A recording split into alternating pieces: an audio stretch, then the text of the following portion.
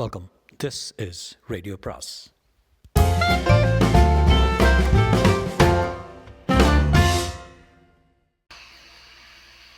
அனைவருக்கும் அன்பு வணக்கம். ராஜேஷ்குமாரின் 23வது ஜன்னல், அத்தியாயம் 2. சென்னை ஜிஹெச். வாசலில் ஜீப்பை நிறுத்திவிட்டு இன்ஸ்பெக்டர் சேது படிகள் ஏறியபோது சீஃப் டாக்டர் பஞ்சாபகேசன் எதிர்பட்டார். நேரம் நள்ளிரவை தாண்டி இருந்ததால் ஹாஸ்பிட்டல் பாலைவனமாய் தெரிந்தது. மின்சாரத்தை சாப்பிட்டு கொண்டிருந்த டியூப் லைட்டுகள் ஆங்காங்கே வெளிச்சத்தை தூவியிருந்தன. வாங்க இன்ஸ்பெக்டர். டாக்டர் கையை பற்றி குலுக்க சேது கேட்டார். விஷயம் வெளியே யாருக்கும் தெரியாது டாக்டர். தெரியாது. டியூட்டி டாக்டர் கூட தெரியாது. That's good. வாங்க பார்க்கலாம். வராந்தாவில் நடந்தார்கள். சேது கேட்டார், மார்ச் வரையில் இன்றைக்கி டியூட்டி இன்சார்ஜ் யார்? ஐயாசாமின்னு ஒரு வாட்ச் அண்ட் வார்டு. கூடவே அந்த ஆளுக்கு அசிஸ்டண்ட் ஒருத்தன், பேர் சூசை. 2 பேருக்கு எத்தனை வருஷம் சர்வீஸ்? கிட்டத்தட்ட ஒரு 20 வருஷம். 2 பேர் மேலேயும் ஏதாவது ரிமார்க்ஸ்? எதுவும் இல்லை. பட் 2 பேருக்குமே குடிப்பழக்கம் உண்டு. டியூட்டியில் இருக்கும்போது குடிக்க மாட்டாங்க. இருவரும் பேசிக்கொண்டே நடந்து வந்ததில் ஹாஸ்பிட்டலின் பின்பக்கம் இருந்த மார்ச் வரை வந்தது. புகைப்படிந்த மாதிரியான டியூப்லைட் வெளிச்சம் காற்றில் ஃபார்மலின் நெடி. சுற்றிலும் பரவியிருந்த இருட்டில் மரங்கள் காற்றுக்கு அசைந்தன. வராந்தா பெஞ்சில் போடப்பட்டு இருந்த படுக்கையின் மேல் தவிப்போடு உட்கார்ந்திருக்க அந்த 2 பேரும் டாக்டரையும் இன்ஸ்பெக்டரையும் பார்த்ததும் மார்புக்கு குறுக்காக கைகளை கட்டிக்கொண்டு எழுந்தார்கள். டாக்டர் பஞ்சாபகேசன் சொன்னார், இன்ஸ்பெக்டர், நான் சொன்ன அந்த ஐயாசாமியும் சூசையும் இவங்க தான். சேது அவர்களுக்கு முன்பாய் போய் நின்றார். எத்தனை மணிக்கு டியூட்டிக்கு வந்தீங்க? ராத்திரி 8 மணிக்கு சார். 8 மணி வரைக்கும் டியூட்டியில் இருந்தது யார்? துரையப்பனும் முனிராஜும். வழக்கம் போல் டியூட்டிக்கு வந்ததும் செக் பண்ணி தானே சார்ஜ் எடுத்துக்குவீங்க? ஆமாங்க சார், அப்படி தான் எடுத்துக்கிட்டோம். சார்ஜ் எடுக்கும்போது மார்ச் வரையில் எத்தனை பாடி இருந்தது? 17 சார். ஆண் எவ்வளவு, பெண் அளவு எவ்வளவு? ஆண் 9, பெண் ஒரு 8 சார். நல்லா எண்ணி பார்த்தீங்களா?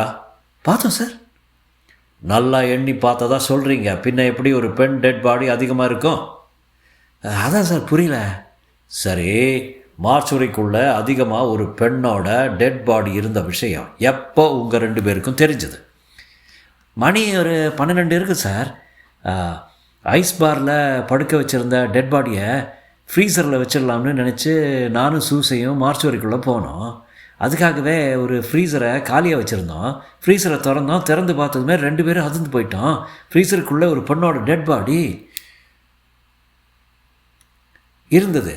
பாடிக்கு தலை இல்லை. தலை இல்லாத அந்த பாடியை பார்த்தது ஏதோ விபரீதம் நடந்திருக்குன்னு டாக்டருக்கு தகவல் கொடுத்தோம். டாக்டர் இன்ஸ்பெக்டர் ஏறிட்டார். வாங்க முதல்ல பாடியை பார்த்துடலாம். மார்ச்சுரியின் அரைக்கதவை ஐயாசாமி திறந்து விட டாக்டர் பஞ்சாபகேசனும் இன்ஸ்பெக்டர் சேதுவும் உள்ளே போனார்கள். உள்ளே ஏசியின் பனிக்குளிர் உறைந்து போயிருந்தாலும் அதையும் மீறிக்கொண்டு நாசிக்கு பிடிக்காத ஒரு வாடை அடித்தது. அறையின் மூலையில் ஒரு பெரிய ஐஸ் பார் தெரிய ஆண் உடல் ஒன்று அதன் மேல் மல்லாந்து தெரிந்தது. எந்த ஃப்ரீசர்? சூசை வேகமாக முன்னால் போய் சுவரில் பொருத்தப்பட்டிருந்த ஃப்ரீசரை இழுத்தான். உள்ளே பனிப்புகை பரவி இருக்க ஒரு பெண்ணின் தலையில்லாத உடல் தெரிந்தது. அறுபட்ட கழுத்தில் இரத்தம் உறைந்து போயிருந்தது. தோள்பட்டை, மார்பு இவைகளை வைத்து பார்க்கும்போது இளம்பெண் போல தெரிந்தது. பாடியை வெளியே எடுத்து கிடத்து சேது சொல்ல ஐயாசாமியும் சூசையும் ஃப்ரீசரில் இருந்த அந்த பெண்ணின் உடலை எடுத்து கீழே கிடத்தினார்கள். டாக்டர் குறிந்து பார்த்துவிட்டு சொன்னார், ஏதோ ஒரு கூர்மையான ஆயுதத்தால் கழுத்தை பிசிறு இல்லாமல் வெட்டியிருக்காங்க இன்ஸ்பெக்டர். கொலையாளி இதுக்காக டாக்டர்கள் ஆப்ரேஷன் செய்ய உபயோகப்படுத்துகிற கத்தியை பயன்படுத்தியிருக்கணும். சாதாரணமான பழம் நறுக்கிற கத்தியால் இப்படி துல்லியமாக கழுத்தை வெட்ட முடியாது. சேதுவின் பார்வை இப்போது ஐயாசாமி சூசை மேல் திரும்ப அவர்கள் இருவரும் கைகூப்பி கதறியபடி அவருடைய கால்களில் விழுந்தார். சார், எங்களுக்கு இந்த சம்பவத்துக்கு எந்த ஒரு சம்மந்தம் சார். தயவு பண்ணி எங்கள் பேரில் சந்தேகப்பட்டுறாதீங்க சார். டியூட்டியில் நீங்கள் 2 பேர் தான் இருந்துருக்கீங்க. உங்களை மீறி உள்ள யார் வந்து இந்த பாடியை வச்சுட்டு போயிருக்கணும்? தெரியும் சார். சேது டாக்டரை ஏறிட்டார். டாக்டர், இவங்க சொல்கிறது உண்மையா பொய்யா? இவங்களை எந்த அளவுக்கு நம்பலாம்? இன்ஸ்பெக்டர், இவங்க 2 பேரும் தப்பு பண்ணியிருக்க வாய்ப்பில்லை. முதல்ல தலையில்லாத இந்த பெண்ணோட டெட் பாடி யாருன்னு தெரிஞ்சா பாடி இங்கே எப்படி வந்ததுன்னு கண்டுபிடிச்சிடலாம். ஓகே, இப்போ இந்த நிமிஷம் ஹாஸ்பிட்டலில் எவ்வளோ பெண் நோயாளிகள் இருக்காங்கன்னு உங்களுக்கு தெரியுமா? 177 சார். அந்த பெண் நோயாளிகள் அத்தனை பேரும் இப்போ ஹாஸ்பிட்டலில் இருக்காங்களான்னு செக் பண்ணி பாருங்கள், உண்மை தெரிஞ்சிடும். பார்த்துடலாம் வாங்க. டாக்டர் பஞ்சாபகேசன் தன்னுடைய அறையை நோக்கி நடக்க ஆரம்பித்துவிட இன்ஸ்பெக்டர் சேது தன் தலையில் இருந்த தொப்பியை பொருத்தி கொண்டு அவரை பின்தொடர்ந்தார்.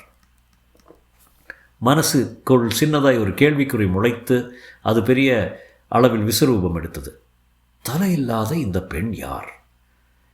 இந்த உடலை இவ்வளவு பெரிய ஹாஸ்பிட்டல் மார்ச்சுரிக்குள் யார் கொண்டு வந்து எப்படி வைத்து விட்டு போனார்கள்? சேது யோசித்துக் கொண்டே நடந்தார். அத்தியாயம் 3.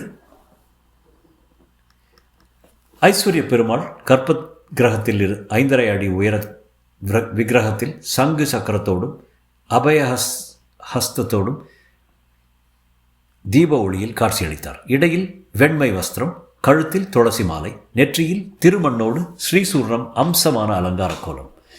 நவநீத பட்டர் கற்பூர ஆரத்தி காட்டிக்கொண்டே சொன்னார். மூலவரின் திருநாமம் ஸ்ரீ சௌமிய நாராயண ஐஸ்வர்ய பெருமாள், தாயாரின் பெயர் நீல பங்கஜாட்சி, உற்சவமூர்த்தியின் பெயர் ஸ்ரீ ஹரிஹர நாராயணன். இந்த கோயிலின் ஆலய விமானத்தில் பெருமாள் நின்ற கோலத்திலும் அமர்ந்த கோலத்திலும் சயன கோலத்திலும் நர்த்தன கோலத்திலும் காட்சியளிப்பது ஒரு அற்புதமான விஷயம். இது மாதிரியான ஒரு அமைப்பு எந்த கோயிலும் கிடையாது. பட்டர் சொல்லிக்கொண்டே இருக்கும்போதே ஓவியா குறுக்கிட்டார். பட்டரு சொல்லுங்க, ஒரு அர்ச்சனை பண்ணணும். யார் பேருக்கு? என்னோடய அப்பா பேருக்கு. மன்னிக்கணும், உங்களுக்கு பின்னாடி ஒரு அறிவிப்பு எழுதி வச்சுருக்கோம், நீங்கள் பார்க்கலையா? என்ன அறிவிப்பு? ஓவியா உட்பட எல்லோரும் திரும்பி பார்த்தார்கள். எந்த காலத்திலோ எழுதி வைக்கப்பட்ட அந்த அறிவிப்பு பெயிண்ட் உதிர்ந்து போன எழுத்துக்களில் தெரிந்தது. பக்தர்களுக்கு ஒரு அறிவிப்பு. இந்த ஐஸ்வர்ய பெருமாள் திருக்கோயிலின் பெருமாளுக்கு அர்ச்சனை செய்ய விரும்புவர்கள் தங்கள் பெயரையோ மற்ற உறவுகளின் பெயரையோ சொல்லக்கூடாது. சுவாமி பெயருக்கு மட்டுமே அர்ச்சனை செய்ய வேண்டும். அந்த அறிவிப்பை படித்த ஓவியா பட்டரை ஒரு வியப்பு பார்வை பார்த்தாள். எதுக்காக இப்படி ஒரு அறிவிப்பு? எந்த ஒரு பக்தரும் தன்னலத்தோடு இங்கே வந்து பெருமாளை சேவிக்கக்கூடாது. எல்லாருக்கும் எல்லாமும் கிடைக்கணும். சுவாமி பேரில் ஒருத்தர் அர்ச்சனை பண்ணார்னா சொன்னால் அந்த அர்ச்சனையில் எல்லா உயிர்களுக்கும் அடக்கம். புல் பூண்டு மரம் செடி கொடி முதல் எல்லா ஜீவராசிகளும் இறைவன்களும் அடங்கிடும். சுவாமி பேருக்கு அர்ச்சனை பண்ணும்போது இந்த பூலோகத்தில் இருக்கிற எல்லா உயிரினங்களையும் நினைக்கிறது சமம். அதில் நீங்களும் அடக்கம். உங்களோட எதிரிகள் கூட அந்த பட்டியலுக்கு வந்துடுவாங்க. உங்களுக்கு இன்னும் தெளிவாக விளக்கமாக புரியணும்னா ஒரு உதாரணம் சொல்கிறேன். டியூப் லைட்டை எங்கள் வீட்டு ஹாலில் போட்டால் குடும்பத்தில் உள்ள 4 பேருக்கும் மட்டும்தான் வெளிச்சம் கிடைக்கும். அந்த டியூப் லைட்டை ஒரு மண்டபத்தில் போட்டால் எத்தனையோ பேருக்கு அந்த வெளிச்சம் கிடைக்கும். அது மாதிரி நம்ம பேரில் அர்ச்சனை செய்கிறத காட்டிலும் சுவாமி பேருக்கு செஞ்சால் நமக்குள்ளே அனைவருக்கும் நேசிக்கிற பக்கம் வளரும். பாரதி கண்ணன் புன்னகைத்தான். பரவாயில்லையே, ஒரு அர்ச்சனைக்கு பின்னாடி இவ்வளோ பெரிய பொது நலத்துவம் ஒழிஞ்சிருக்கே. பட்டர் சிரித்தார். இந்த அர்ச்சனை மட்டும் இல்லை, இறைவனோட சம்மந்தப்பட்ட எல்லா விஷயங்களும் அர்த்தம் புரிந்தவை தான். கோயிலுக்கு வந்து மொட்டை போடுவது, காது குத்துவது எல்லாமே நம்ம உடம்பின் ஆரோக்கியத்தோடு சம்மந்தப்பட்ட விஷயங்கள். எப்படி? மொட்டை போடும்போதும் சரி, காது குத்தும்போதும் சரி, அந்த இடத்தில் உள்ள நரம்புகள் தூண்டிவிடப்பட்டு நம்ம உடல் ஆரோக்கியமாக இருக்கும். பெண்கள் மூக்குத்தி தங்கத்தாலவோ மூக்குத்தி போடுறதுலேயும் ஒரு மருத்துவ குணம் இருக்குது. தங்கம் அக்னிக்கு சமமானது. மூக்கில் தங்க மூக்குத்தி அணியும் போதே அது மூக்கில் சென்று வரும் மூச்சுக்காற்றை சுத்தப்படுத்தி இதயத்தை ஆரோக்கியமாக வச்சுருக்கோம். இந்த காரணத்தால் தான் பெண்களுக்கு அவ்வளவு சுலபத்தில் ஹார்ட் அட்டாக் வர்றதில்லை. கீர்த்திவாசன் சிரித்தான். பரவாயில்லையே, உங்கள்கிட்ட பேசிகிட்டு இருந்தால் நிறைய விஷயங்கள் கிடைக்கும் போல இருக்கு. இது ஒன்றும் நானாய் கண்டுபிடிச்சதில்லை. மகான்களும் சித்தர்களும் சொல்லிவிட்டு போனதை தான் நான் கிளிப்பிள்ளை மாதிரி சொல்லிகிட்ருக்கேன். நாங்கள் இந்த கோயிலை முதன்முறையாக ஒரு மணி நேரத்துக்கு முன்னாடி பார்த்தபோது சிதிலமான இந்த கோயில் சுவாரஸ்யமான செய்திகள் எதுவும் இருக்காதுன்னு நினச்சோம்.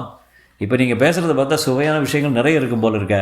பட்டர் பெருமையை தலையசைத்தார். இந்த ஐஸ்வர்ய பெருமாளோட கோயிலின் அருமை பெருமைகள் வெளியுலகத்துக்கு தெரியாமல் போனதுக்கு காரணம் இந்த கோயிலை பற்றி எடுத்து சொல்கிறதுக்கு சரியான நபர்களோ மீடியாக்களோ இல்லாததான். இந்த கிராமத்து ஜனங்களே எடுத்துக்கோங்க, யாரும் கோயிலுக்கு வர மாட்டாங்க. இங்கே வர்ற பக்தர்களை விரல் விட்டு எண்ணிடலாம். அவங்களும் பெருமாளை சேவிக்க வர்றது கிடையாது. வீட்டில் இருக்க பிடிக்காமல் வர்ற ரிட்டையர்டு பேர்வழிகள் கோயில் பிரகார திண்ணையில் வந்து உட்கார்ந்து ஊர்வம்பு பேசிட்டு போயிடுவாங்க. ஏதோ இன்றைக்கி தெய்வாதீனமாய் இந்த கோயிலை பற்றி எடுத்து சொல்கிறதுக்கு நீங்கள் எல்லோரும் வந்திருக்கீங்க. எனக்கு தெரிஞ்சதை சொல்கிறேன். நல்ல விதமாக படம் எடுத்து டெலிகாஸ்ட் பண்ணுங்க. முதல்ல சுவாமி பேரில் அர்ச்சனை செய்யுங்க. அப்புறமா ஒரு தடவை கோயிலை சுற்றி பார்த்துட்டு எதுக்கு முக்கியத்துவம் கொடுக்கணுமோ அதுக்கு கொடுத்து படப்பிடிப்பை நடத்திக்கலாம். இதோ அர்ச்சனை பண்ணிடலாம். இங்கே அர்ச்சனை எல்லாம் தமிழில் தான் சொன்னவர் கணீர் என்ற குரலில், குலம் தரும் செல்வம் தந்திரும் அடியார் படுதுயரான் வெல்லாம் நலம் தரும் சொல்லை நாம் கண்டுகொண்டேன் நாராயணா என்னும் நாமமே என்று ராமானுஜர் பாடலை பாடிக்கொண்டே கற்ப கிரகத்துக்குள் நுழைந்தார் பட்டர். ஓவியா தன் 2 உள்ளங்கைகளுக்குள் ஒளித்து வைத்திருந்த அந்த சிறிய தீப்பெட்டி அளவே உள்ள இன்ஃப்ராரெட் கேமராவை யாருக்கும் தெரியாமல் கற்பக்கிரக சுவர்களை நோக்கி திருப்பினாள். யாரும் பார்க்கவில்லை என்பதை உறுதி செய்து கொண்டு கேமராவை இயக்கினாள். கேமராவை நின்றும் வெளிப்பட்ட அந்த கண்ணுக்கு தெரியாத இன்ஃப்ராரெட் கதிர்கள் கற்ப கிரகத்தில் இருந்த 4 பக்க சுவர்களையும் ஊடுருவி தேடியது. திருட்டுத்தனமாய் கதிர்களை பாய்ச்சியது. தொடரும்.